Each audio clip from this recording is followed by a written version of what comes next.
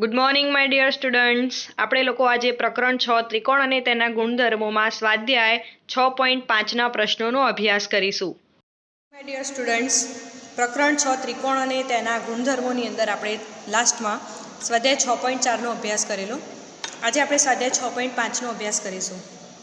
સ્વાધ્યાય 6.5નો અભ્યાસ કરીએ એના પહેલાં આપણે કર્ણની વ્યાખ્યા સમજી લઈએ. જે બાજુ કાટખૂણો હોય એની સામેની બાજુને આપણે કર્ણથી ઓળખીએ છીએ.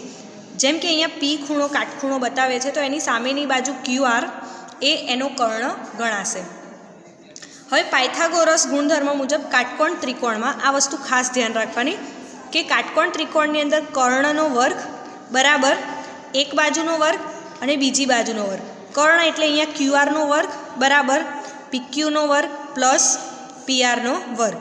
ઇન શોર્ટ, કર્ણનો વર્ગ બરાબર એક બાજુનો વર્ગ પ્લસ બીજી બાજુનો વર્ગ. આપણે હવે અહીંયા પ્રશ્ન 1થી શરૂઆત કરીએ. તમને પ્રશ્ન 1માં એવું કીધું છે કે ત્રિકોણ PQRમાં P ખૂણો કાટખૂણો છે. જો PQ બરાબર 10 સેમી હોય અને PR બરાબર 24 સેમી હોય તો QR શોધો.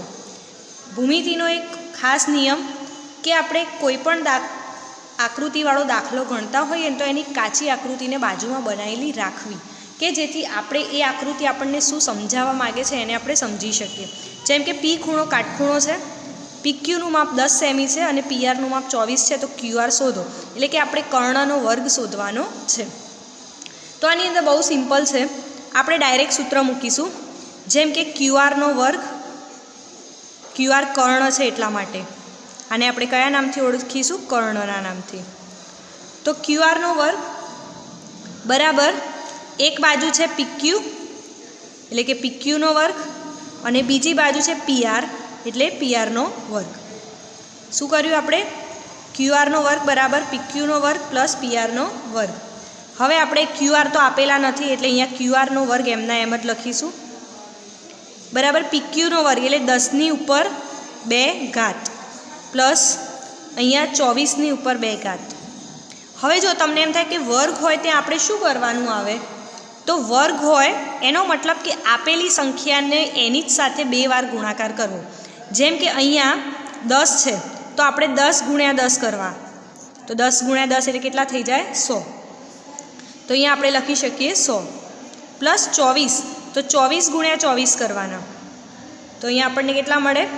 4 દુ 8, 2 દુ 4, 16, 1, 4 દુ 8 ને 1 9, 6, 17 ને 1 576. તો અહીંયા આપણને મળ્યા 576. હવે અહીંયા 576 પ્લસ 100 એટલે કે 676 થઈ ગયા. હવે આપણને QRનો વર્ગ મળ્યો 676. આપણને જો અહીંયા વર્ગનો ખબર હોવી જરૂરી છે. જો આપણને જાતે આવડે તો આપણે જાતે પણ કરી શકીએ કે 15નો વર્ગ કરી શકીએ, 14નો વર્ગ કરી શકીએ. પણ આપણને એવો અંદાજો ના આવે તો જો આપણે સામાન્ય થોડું લોજિક દોડાવી શકીએ કે 10 ગુણ્યા 10 તો 100 થાય. તો એનો મતલબ કે 20 ગુણ્યા 20 આપણે કરીએ તો 400 થાય. આપણી પાસે 676 એનો જવાબ છે. હવે આપણે 30 ગુણ્યા 30 કરીએ ને તો 900 થઈ જાય, જે 676 કરતાં કેવા છે? મોટા. એટલે અહીંયા જે આ સંખ્યા આપેલી છે ને એનો વર્ગ એ 21થી લઈ અને 29ની વચ્ચેનો જ કોઈ એક વર્ગ હોવો જોઈએ. તો તમે જાતે ગુણાકાર કરી અને પછી પણ લઈ શકો છો. જો આ દાખલાની અંદર 24 ગુણ્યા 24 480 હતા, 676 કરતાં નાના. એનો મતલબ હજી તમે જો આગળ 25 ગુણ્યા 25 કરો તો મળે, 26 ગુણ્યા 26 કરો તો પણ મળે, 27 ગુણ્યા 27 કરો તો આમાંથી કોઈ એક રકમ અહીંયા હોઈ શકે. અને બીજી રીતે જો આપણે શોધવો હોય તો આપણે એના અવયવ પાડી શકીએ.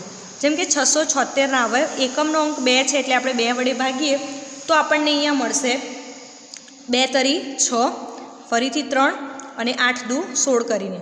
અહીંયા હું ડાયરેક્ટ કરું છું પણ જેને ના ફાવે ભાગાકાર કરીને 2 વડે પણ કરી શકે છે. ફરીથી 2 વડે એકમનો અંક 2 છે એટલા માટે. આ વિભાજ્યતાની ચાવીઓ આપણે 6ઠ્ઠા ધોરણની અંદર ભણ્યા હતા કે કેવી રીતે આપણે સરળતાથી વર્ગ અથવા તો અવયવ પાડી શકીએ.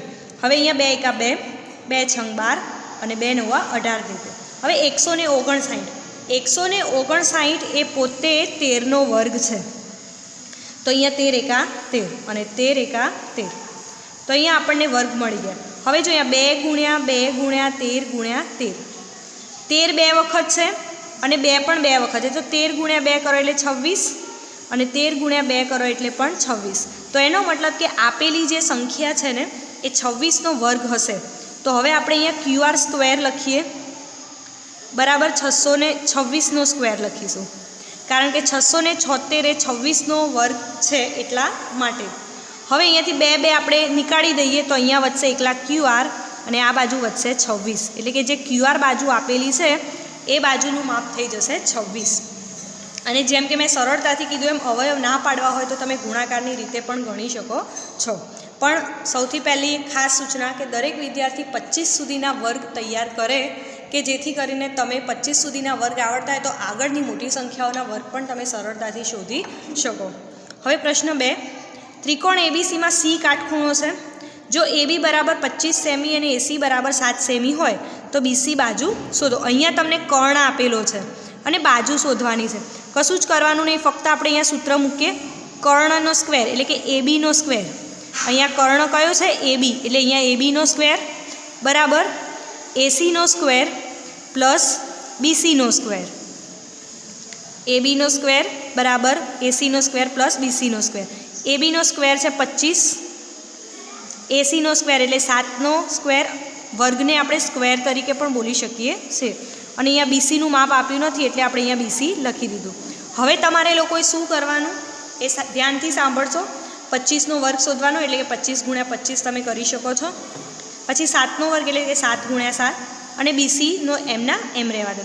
અહીંયા જે વર્ગ મળે 25નો એને આપણે સામેની બાજુ લઈ જઈએ તો એ વર્ગમાંથી આપણે 7ના વર્ગને બાદ કરવાનો અને જે માપ તમને અહીંયા મળે એ Xનું માપ હશે.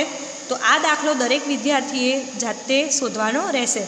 જે માપ મળશે ને વર્ગમાં હશે એટલે એના વર્ગને હટાવવા માટે આપણે શું કરીશું, પહેલાં એની સંખ્યા જે હોય જેટલાનો એ વર્ગ થતો હોય એ સંખ્યા શોધી અને પછી અહીંયા લખીશું. દરેક વિદ્યાર્થી પ્રશ્ન 2 જે છે એ હોમવર્કમાં લખશે. હવે આગળ પ્રશ્ન 3 જોઈએ. પ્રશ્ન 3માં તમને એવું કીધું છે કે 15 મીટર લાંબી નિસરણીને દિવાલ સાથે ટેકવતા તે જમીનથી 12 મીટર ઊંચી બારી સુધી પહોંચે છે. નિસરણીના જમીન પરના છેડાનું દિવાલથી અંતર એ શોધો. તો અહીંયા આકૃતિ આપેલી છે. આકૃતિની અંદર જુઓ તમને દિવાલ છે, એને અડીને એક નિસરણી છે. આ નિસરણી જે છે એ 15 મીટર લાંબી છે અને નીચે તમને એનું જમીનનું માપ એ આપેલું છે. હવે તમે શું કરશો, અહીંયા તો તમે બધાએ ઘરે નિસરણી જોઈ હશે, આમ થોડી ત્રાસી ઊભેલી હોય નિસરણી. તો જો અહીંયા એક કાટખૂણો રચાય છે દિવાલ અને જમીનની વચ્ચે. તો આ જે કાટખૂણાની સામેની બાજુ હોય એ બાજુને આપણે હંમેશા કયા નામથી ઓળખીએ છીએ, કર્ણના નામથી. હવે અહીંયા આપણે કોઈ નામ તો આપ્યું નથી એટલે આપણે અહીંયા પહેલાં સૂત્ર મૂકીશું. કર્ણનો વર્ગ બરાબર એક બાજુનો વર્ગ વત્તા બીજી બાજુનો વર્ગ. કર્ણનો વર્ગ વત્તા એક બાજુનો વર્ગ વત્તા બીજી બાજુનો વર્ગ. અહીંયા કર્ણ છે 15 એટલે 15નો વર્ગ, એક બાજુ છે 12 એટલે 12નો વર્ગ અને બીજી બાજુનું માપ ફક્ત તમને એ આપેલું છે એટલે કે અહીંયા એનો વર્ગ. 15નો વર્ગ એટલે 15 ગુણ્યા આપણે 15 કરી શકીએ તો આપણને અહીંયા કેટલો મળે, 5 એકા 5, 2 25 નો 2, 5 6 ને 1 7, 12 225. તો અહીંયા આપણને 225નો વર્ગ મળ્યો, 15નો વર્ગ મળ્યો 225. 12નો વર્ગ શોધવો હોય તો આપણે 12 ગુણ્યા 12 કરીશું. 2 એકા 2, 1 4 એકા 2 144 પ્લસ એનો વર્ગ. હવે આપણે શું કરીશું, આ એના વર્ગને આપણે સામેની બાજુ લઈ જઈશું અને 225માંથી આપણે 144ને બાદ કરીશું. તો અહીંયા 5માંથી 4 જાય એટલે 1, 12માંથી 4 જશે તો અહીંયા વધશે 8 અને 2ની ઉપર 1 એટલે અહીંયા 0. તો અહીંયા આપણને મળી ગયો 81નો વર્ગ. કેટલો મળ્યો આપણને, 81નો વર્ગ. અહીંયા એ સ્ક્વેર લખી દીધું, એ સ્ક્વેર એટલે કે 81નો વર્ગ. હવે 81 તો આપણને જનરલી ખબર છે કે 9 ગુણ્યા 9 કરો ને તો 81 આવે. તો બંને બાજુથી વર્ગ જતા રહ્યા. અહીંયા એનું માપ આપણને મળશે 9. એટલે જે જગ્યાએ એ આપેલું છે ત્યાંનું માપ કેટલું થશે, 9 મીટર. તો અહીંયા આપણે જ્યાં એનું માપ હતું એ આપણે 9 મીટર શોધ્યું. તો હવે આપણે પ્રશ્ન 4 જોઈએ. કઈ કાટકોણ ત્રિકોણની બાજુઓ હોઈ શકે છે? આમાં તમને 4 રકમો આપેલી છે ટોટલ અને એમાંથી શોધવાનું છે કે આમાંથી કયે માપ એ એકચ્યુઅલ કાટકોણ ત્રિકોણનું છે. પહેલું માપ છે 2.5 સેમી, 6.5 અને 6 સેમી. 2 સેમી 2 સેમી ને 5 સેમી, 1.5 સેમી 2 સેમી અને 2.5 સેમી. હવે આ ત્રણ માપમાંથી કોઈ એક એવો ત્રિકોણ છે કે જે એકચ્યુઅલમાં જે આપણું સૂત્ર છે ને કર્ણ બરાબર વર્ગ, એક બાજુનો વર્ગ અને બીજી બાજુનો વર્ગ, એ સૂત્ર બનાવે છે. તો આપણે એના માટેની આગળ ગણતરી શોધીએ. એના પહેલાં અહીંયા જો આપણે ત્રિકોણ લખવાની કોઈ જરૂર છે નહીં, અથવા તો દોરવાની પણ કોઈ જરૂર છે નહીં. આપણે જોઈએ અહીંયા જનરલી તો અહીંયા જુઓ, સૌથી મોટું માપ કયું છે? 6.5 સેમી. એટલે કે અહીંયા લખીએ સૌથી મોટું માપ બરાબર 6.5 સેમી. હવે ત્રિકોણમાં બે બાજુના માપનો સરવાળો હંમેશા ત્રીજી બાજુ કરતાં મોટો હોય, તો બાકીની જે બે બાજુ રહીને એનો સરવાળો 6.5 કરતાં વધારે હોવો જોઈએ. જો 6.5 કરતાં વધારે ના હોય તો એનો મતલબ કે એ કાટકોણ ત્રિકોણ કે બીજા કોઈ પણ ત્રિકોણની રચના કરતું નથી. તો આપણે અહીંયા સૌથી પહેલાં લખીશું 2.5નો વર્ગ પ્લસ 6નો વર્ગ, 2.5નો વર્ગ પ્લસ 6નો વર્ગ. હવે 2.5 એટલે 25 જ કહેવાય, તો 25 ગુણ્યા આપણે 25 કરીએ તો અહીંયા 5 દુ 10, 2 4 ને 1 5, 25, 2 10 ને 2 12, તો અહીંયા 5 2 અને 6 625 અને 6નો વર્ગ એટલે 6 ગુણ્યા 6 બરાબર કેટલા થઈ ગયા? 36. હવે એનો સરવાળો અહીંયા 625 લખ્યા, પણ આ પોઈન્ટમાં સંખ્યા હતી એટલે અહીંયા 6 પછી શું આવશે? પોઈન્ટ. હવે 625 પ્લસ 36, તો અહીંયા જો 6.25 પ્લસ 36 પોઈન્ટમાં નથી એટલા માટે અહીંયા 36 આ રીતે લખાશે, પોઈન્ટ પછી 2 0, 25 એમના એમ, 6 ને 6 12, તો 12નો અહીંયા 2 મૂકવાનો અને ઉપર 1 3 ને 1 4 એટલે કે 42.25 અહીંયા આપણને જવાબ મળશે. તો 42.25 મળ્યો, પણ એ હજુ વર્ગ કહેવાશે. શું કહેવાશે? વર્ગ. 42.25 એ કોનો વર્ગ છે? તો સૌથી પહેલાં આપણે અહીંયા શોધવાનો પડે અવિભાજ્ય અવયવથી. અહીંયા હું તમને જણાવી દઉં કે 42.25 એ 6.5નો એટલે કે 65નો વર્ગ હશે, પણ અહીંયા આપણે પોઈન્ટ તરીકે લખી શકીએ. તો અહીંયા 6.5નો વર્ગ છે 42.25. તો અહીંયા જો સૌથી મોટી બાજુ પણ આપણી કઈ હતી? 6.5 સેમીની. અહીંયા આપણે વર્ગ નીકાળીએ તો આનો જવાબ આપણને 6.5 મળે, કારણ કે આપણે અહીંયા 42.25 તો ઓલરેડી શોધી દીધા છે એટલા માટે.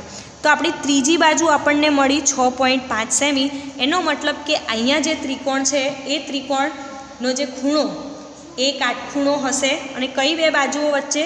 તો 2.5 અને 6 સેમીની વચ્ચે આ જે માપ છે ત્યાં એક કાટકોણ ત્રિકોણ રચાતો હશે, અને કર્ણ જે છે એ આપણને મળશે 6.5 સેમી, કારણ કે આપણે અહીંયા કર્ણ શોધ્યો છે એટલા માટે. એક બાજુ પ્લસ બીજી બાજુનું આપણે સરવાળો કર્યો. સેમ આ જ રીતે અહીંયા પણ કરીશું. આપણે શું કરવાનું છે? તો મોટું માપ, તો સૌથી મોટું માપ બરાબર 5 સેમી. સૌથી મોટું માપ બરાબર 5 સેમી. એનો મતલબ કે કર્ણ આપણો 5 સેમી હશે. તો આપણે બે બાજુના માપનો સરવાળો કરવાનો. અહીંયા લખી દઈએ પહેલાં આપણે કર્ણનો સ્ક્વેર. આપણને ખબર છે કે 5 અહીંયા માપ હોવું જોઈએ. હવે એક બાજુનું માપ છે 2નો વર્ગ પ્લસ બીજી બાજુનું માપ છે 2નો વર્ગ. 2નો વર્ગ 4, 2નો વર્ગ 4, 4 ને 4 કેટલા થઈ ગયા? 8. અહીંયા આપણી એક બાજુ હતી 5 સેમી, તો બીજી બાજુ આપણને અહીંયા મળી ગઈ 8 સેમી. હવે અહીંયા 8 એ 5નો વર્ગ થતો નથી. જો અહીંયા 5 હોય તો આપણે સપોઝ કે અહીંયા 5નો વર્ગ કરીએ તો 8 એ 5નો વર્ગ કહેવાય નહીં. એનો મતલબ કે અહીંયા 5 બરાબર 8 થતા નથી, એટલે કે આ ત્રિકોણ અહીંયા શક્ય છે નહીં. કાટકોણ ત્રિકોણ શક્ય બને નહીં, શક્ય નથી કે એ બંને વચ્ચેનું કોઈ પણ માપ અહીંયા શક્ય છે નહીં. હવે ત્રીજા દાખલાની અંદર સૌથી મોટું માપ કયું છે? 2.5 સેમીનું, અને બાકીની બે બાજુઓ તમે એનો સરવાળો કરશો અને પછી તમારે કર્ણ શોધવાનો. જો એના બરાબર બંને માપ થઈ જતા હોય તો એનો મતલબ કે તમારો જવાબ સાચો છે. મતલબ કે આપણે જે ત્રિકોણને અહીંયા શોધી રહ્યા છીએ એ ત્રિકોણ બને છે. જો એ જવાબ ના મળતો એનો મતલબ કે એ ત્રિકોણ અહીંયા બનતો નથી. આગળ પ્રશ્ન 5 જોઈશું. ની રકમમાં એવું કહે છે કે એક ઝાડ જમીન પરથી 5 મીટરની ઊંચાઈએથી તૂટી પડે છે અને તેની ટોચ ઝાડના થડથી 12 મીટર અંતરે જમીનને અડે છે. ઝાડની મૂળ લંબાઈ શોધો. અહીંયા એક ઝાડ છે, તો આ જે ઝાડ છે ને એ વચ્ચેથી તૂટી જાય છે. ઝાડ વચ્ચેથી તૂટી જાય છે. હવે ઝાડ જ્યારે તૂટે એટલે જમીન ઉપર જ્યારે પડે છે તો એ અહીંયા 12 મીટરના અંતરે પડે છે. જમીનથી જ્યારે એ ઝાડ પડે ત્યારે કેટલા મીટરના અંતરે? 12 મીટરના અંતરે પડે છે. આપણે જો સપોઝ કે એ ઝાડને ઊભું ધારીએ તો એ ઝાડ અહીંયા એ બિંદુ સુધી પહોંચે છે. તો આ ઝાડની મૂળ લંબાઈ કેટલી હશે? આ ઝાડ જે પડી ગયું એને આપણે આમ ઊભું કરી દઈએ અહીંયાથી આમ કરીને આમ, તો એની મૂળ લંબાઈ છે. પણ એ કેટલી હશે એ આપણે અહીંયા શોધવાની છે. તો અહીંયા કાટકોણ ત્રિકોણની રચના થાય, એની સામેની બાજુ એ એનો શું કહેવાશે? કર્ણ. તો અહીંયા લખીએ આપણે એસીનો વર્ગ બરાબર એબીનો વર્ગ પ્લસ બીસીનો વર્ગ. એસીનું માપ અહીંયા આપેલું નથી, આપણે શોધવાનું છે. એબીનું માપ છે 12નો વર્ગ પ્લસ બીસીનું માપ છે 5નો વર્ગ. 12નો વર્ગ આપણે આગળ શોધ્યો તો 144 થાય અને 5નો વર્ગ એટલે 25 થાય. 144 પ્લસ 25 એટલે કે 159. આગળ આપણે શોધ્યું કે 159 જે છે, જે વર્ગ મળ્યા એ અહીંયા 13નો વર્ગ ગણાય. શું કહેવાય? 13નો વર્ગ ગણાય. અહીંયા આપણે વર્ગ નહીં લખીએ, નીચે લખીશું, કારણ કે 13નો વર્ગ છે એટલા માટે. તો એનો મતલબ કે 159 એ 13નો વર્ગ છે. તો આ એસી જે આપણને મળ્યું એ કેટલું કહેવાશે? 13. એસીનો વર્ગ એ 13 છે, તો આપણે વર્ગ નીકાળી દઈએ એટલે એસી બરાબર આપણને મળશે 13 સેમી. તો આપણી જોડે બીસીનું માપ હતું, હવે આપણને એસીનું માપ મળ્યું 13 સેમી. તો ઝાડની મૂળ લંબાઈ આપણે શોધવી હોય તો શું કરવું પડે? આ બીએનું માપ આખું શોધવું હોય તો આ બે બાજુના માપનો શું કરવાનો? સરવાળો. તો આપણે અહીંયા લખીશું કે એબી બરાબર બીસી પ્લસ સીએ. તો બીસીનું માપ હતું 5 મીટર પ્લસ બીસીનું માપ હતું 13 મીટર. અહીંયા મીટર એકમમાં છે, સેમી નથી. તો 13 મીટર એટલે 13 ને 5 કેટલા થઈ ગયા? અહીંયા 18. એટલે અહીંયા જે માપ આપણને મળ્યું એબીનું એ કેટલું માપ હશે? 18 મીટર. તો ઝાડની ઊંચાઈ જે છે, મૂળ ઊંચાઈ, ઝાડની મૂળ ઊંચાઈ 18 મીટર હોય. સૌથી પહેલાં શું કર્યું? આપણે કર્ણનું માપ શોધી દીધું.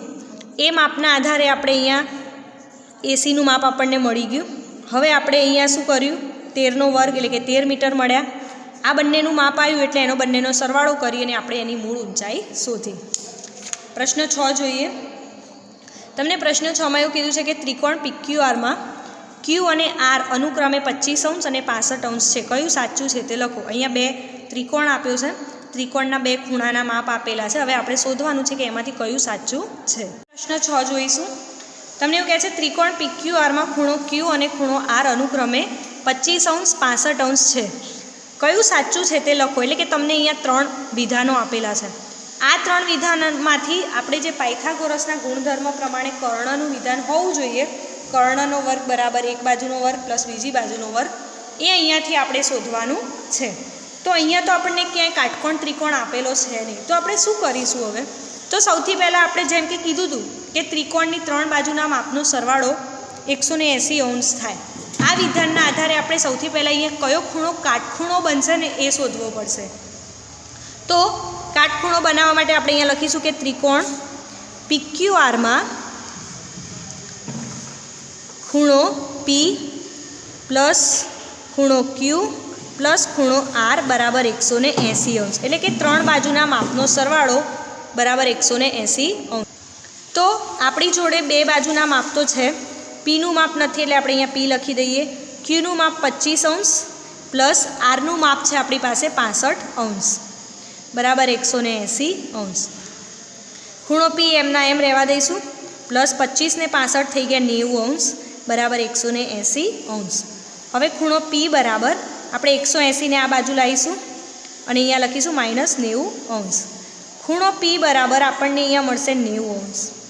તો ખૂણો P બરાબર થઈ ગયો 90°. જે જગ્યાએ ખૂણો P છે એ 90° હોય તો એની સામેની બાજુ એનું કર્ણ બને એવી આપણને ખબર છે. તો આપણે સૌથી પહેલાં અહીંયા જો એક કાચી આકૃતિ દ્વારા સમજીએ કે આ ખૂણો કાટખૂણો છે એટલે અહીંયા P હશે, તો Q ઉપર હોય કાં તો નીચે હોય, તો અહીંયા QR. તો એનો મતલબ અહીંયા કઈ બાજુની રીતે આપણે ગણી શકીએ? તો જેમની અંદર P અને Qનો વર્ગ હોય, જેમ કે અહીંયા આ બાજુ કર્ણ છે QR, તો તો અહીંયા જો સામેની બાજુ એનો કર્ણ કહેવાય, તો કર્ણનો વર્ગ આરપી તો સામેની બાજુ છે નહીં, કે પીક્યુ પણ એની સામેની બાજુ નથી, એની સામેની બાજુ ફક્ત કઈ છે ક્યુઆર, એટલે કે બીજા નંબરનું જે વિધાન છે ને ક્યુઆરનો વર્ગ બરાબર પીક્યુનો વર્ગ પ્લસ આરપીનો વર્ગ, એ વિધાન અહીંયા સાબિત થાય છે. તો આપણે અહીંયા લખીશું કે ક્યુઆર એ ખૂણા પીની સામેની બાજુ છે, સામેની બાજુ છે, માટે કર્ણ બરાબર ક્યુઆર ગણાય. એટલે કયું વિધાન છે? ક્યુઆર સ્ક્વેર બરાબર PQ square plus RP square, એ વિધાન અહીંયા સાચું પડે છે. હવે આપણે આગળ પ્રશ્ન 7 જોઈએ. જેની બાજુની લંબાઈ 40 સેમી અને વિકર્ણની લંબાઈ 41 સેમી હોય તેવા લંબચોરસની પરિમિતિ શોધો. જો અહીંયા પરિમિતિનું સૂત્ર પણ આપણને પૂછ્યું છે કે પરિમિતિ શોધો. અહીંયા એક લંબચોરસ આપેલો છે જેની બાજુની લંબાઈ 40 સેમી છે અને વિકર્ણની લંબાઈ 41 સેમી છે. હવે આખા લંબચોરસની પરિમિતિ આપણે શોધવાની છે. સૌથી પહેલાં અહીંયા કર્ણ આપેલો છે, એટલા માટે અહીંયા આપણે જે કર્ણની સૂત્રના આધારે જે શોધીએ છીએ એ અહીંયા આપણે શોધીશું. તો કર્ણનું માપ છે બીડી, એટલે અહીંયા લખીશું બીડી સ્ક્વેર પ્લસ આ એબી, આટલો જ ત્રિકોણ આપણે હાલ લઈશું, એબીનો વર્ગ બીડી બરાબર એબીનો વર્ગ પ્લસ એડીનો વર્ગ, એબીનો વર્ગ પ્લસ એડીનો વર્ગ. બીડીનું માપ આપ્યું છે 41નો વર્ગ બરાબર એબીનું માપ છે 40નો વર્ગ પ્લસ એડીનું માપ અહીંયા આપણને આપ્યું નથી. હવે આપણે શું કરીશું? 41નો વર્ગ શોધવા માટે 41 ગુણ્યા 41, 4 16, 1 ને 4, 1 16 8 6 ને 1 એટલે 1681. તો 1681 થઈ ગયું.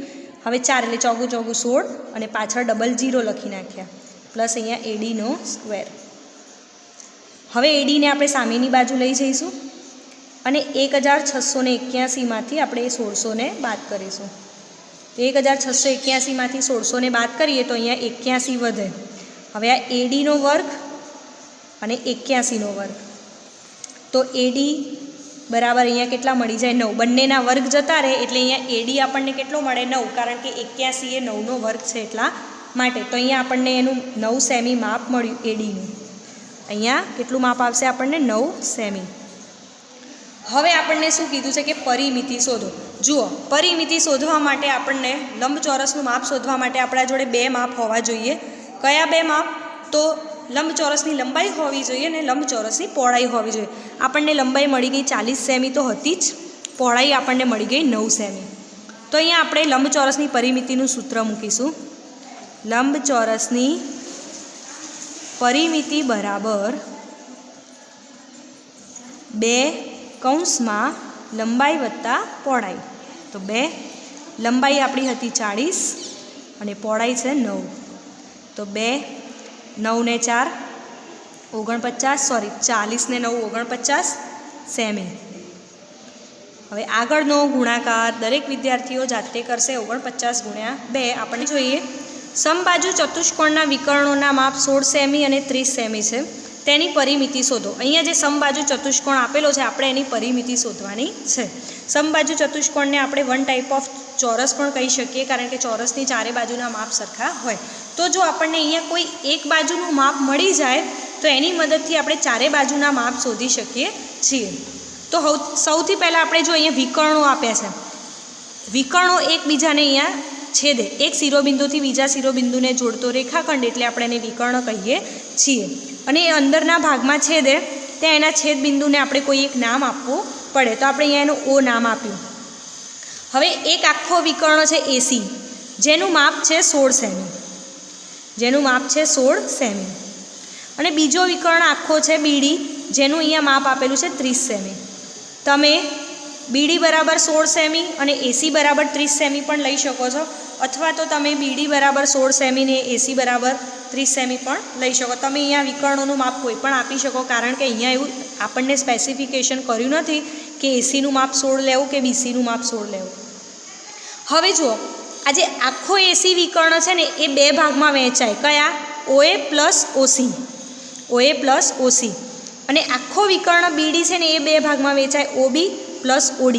બંનેને ભેગા કરો ત્યારે એની રચના થાય. હવે જે આ વિકર્ણો છે એ એકબીજાને જો અહીંયા કાટખૂણાની રચના કરે, જ્યારે છેદે ને ત્યારે અહીંયા કાટખૂણાની રચના કરે છે. તો આપણે સૌથી પહેલાં તો આ બાજુના માપ શોધીએ, કારણ કે અહીંયા આપણને આખું માપ આપેલું છે. તો એની મદદથી આપણે અહીંયા અડધું માપ શોધી શકીએ. કોઈ પણ ખૂણાનું અડધું માપ આપણે શોધી શકીએ. અહીંયા 3 ત્રિકોણ રચાય છે, 1, 2, 3 અને 4. તો આપણે અહીંયા જોઈએ કાટખૂણો છે એટલે અહીંયા ખૂણાનું માપ કેટલું હશે? 90 અંશ. કેટલું હશે? 90 અંશ. તો અહીંયા આપણે શરૂઆત કરીએ. ખૂણો AOB, ખૂણો AOB પ્લસ ખૂણો BOC, ખૂણો BOC પ્લસ ખૂણો COD પ્લસ ખૂણો DOA બરાબર 90 અંશ. કારણ કે બધાને અહીંયા કાટખૂણાની રચના થાય છે એટલે એનું માપ કેટલું હશે? 90 અંશ. હવે આપણે શું કરીશું? અહીંયા ખૂણો AOB, ખૂણો BOC, ખૂણો COD અને DOC તો આપણને મળી ગયા. હવે આગળ આપણે જો અહીંયા આ એસીનું માપ હતું આખું, તો આપણે અહીંયા એસીના માપમાં બે ભાગ કરેલા છે, OA પ્લસ OC. તો અહીંયા આપણે લખીશું OA બરાબર OC બરાબર 1/2 એટલે કે અડધા એસી છે. OA અને OCનું માપ સરખું છે, આખા એસીને અડધા કરો એના જેટલું. તો અહીંયા 1/2 એસીનું માપ કેટલું હતું? 16 સેમી. એટલે અહીંયા આપણે કરી દીધું 8 દુ 16. તો આપણને OA બરાબર OC મળી ગયા 8 સેમી. આ OA પણ 8 સેમી હશે ને OC પણ 8 સેમી હશે, એટલે અહીંયા આપણને 8 સેમી મળી ગયા. કેમ આપણે આ બાજુ લીધી? કારણ કે આપણને અહીંયા એસી વિકર્ણ આપેલો છે એટલા માટે. આખો એસી હતો એટલે આપણે આ બાજુનો ત્રિકોણ પસંદ કર્યો. એના પછી બીડી એટલે આખો બીડી છે, તો આપણે આ બાજુનું માપ શોધીએ. તો OB બરાબર OD, OB બરાબર OD બરાબર અડધો બીડી, એટલે કે 1/2 બીડીનું માપ છે 30 સેમી, 15 દુ 30. એટલે OB બરાબર OD આપણને મળી ગયા 15 સેમી. અહીંયા આપણને કેટલા મળ્યા? 15 સેમી. હવે જુઓ કાટકોણ ત્રિકોણમાં આપણને 15 અને 8 સેમી બે બાજુના માપ મળી ગયા. અહીંયા કાટકોણ ત્રિકોણની રચના થઈ, એનો મતલબ કે આ AB જે છે એને આપણે કર્ણ તરીકે ઓળખીશું.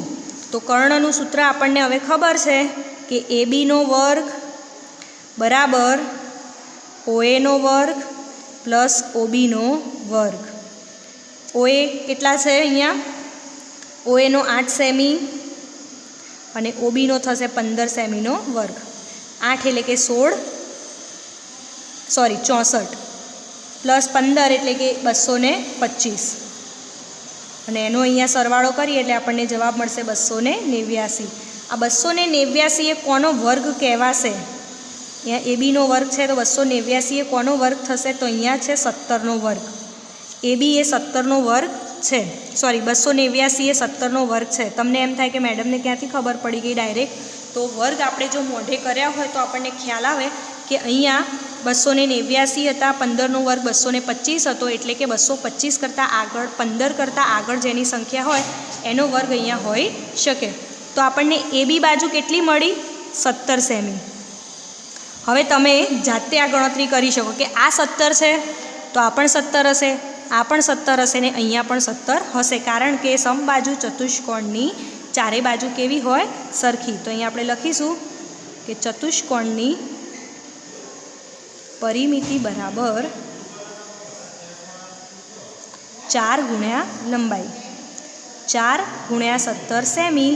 અહીંયા ગુણાકાર કરી અને એનો જવાબ દરેક વિદ્યાર્થીએ જાતે શોધવો. શું કર્યું આપણે? વિકર્ણોના આધારે વિકર્ણોને બે ભાગમાં વહેંચ્યા. અહીંયા ખૂણા આપણે લખી દીધા કારણ કે બધા ખૂણા 90 અંશના છે એટલા માટે. હવે આપણને એટલી ખબર હતી કે એસીને બે ભાગમાં વહેંચીએ તો OA અને OC બંનેના માપ કેવા થાય? સરખા. બીડીને આપણે બે ભાગમાં વહેંચીએ તો બંનેના માપ કેવા થાય? અહીંયા સરખા. એના આધારે આપણે એક બાજુનું માપ મેળવ્યું અને પછી એક બાજુનું માપ મળ્યું એટલે ચારે બાજુનું માપ આપણું સરખું થાય, કારણ કે આ સમબાજુ ચતુષ્કોણ છે એટલા માટે. તો અહીંયા આ રીતે આપણે દાખલો શોધ્યો. અહીંયા આપણું પ્રકરણ જે છે પ્રકરણ 6 ત્રિકોણ અને તેના ગુણધર્મો પૂરું થાય છે. દરેક વિદ્યાર્થીએ ઘરે આ દાખલાની ખાસ પ્રેક્ટિસ કરવી અને જાતે ગણતરી કરવાનો ટ્રાય કરવો. વેકેશનની અંદર જેટલું તમે આની પ્રેક્ટિસ કરશો એટલા દાખલા તમને ઝડપથી આવડશે.